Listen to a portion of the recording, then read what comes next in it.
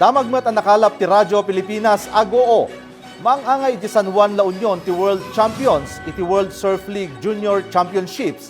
Anang rugi iti January 13 aging kainton bigat January 19. Dahito iti umuna agundaway nga ag-host ti Pilipinas iti nasao apasalit. Dumanon iti 48 nga atleta manipod iti 7 a pagilyan ti nakipaset iti nasao a kompetisyon. Sigun kini Maria Margarita Montemayor Nograles manipod iti Tourism Promotions Board Philippines, ibilbilang damay sa pamadayaw ti panagbalin a host ti pagilyan iti International Surfing Event. Impetenda ang makatulong daytoy tapno maitalo dagiti taaw iti La Union. Inayon pay ni La Union Governor Rafael Veronica Ortega David ang makatulong metlaeng ta aktibidad para iti community development. Ti World Junior Championships ket maysa nga elite professional event dagiti top-ranked junior surfers iti nagduduma a pagilyan.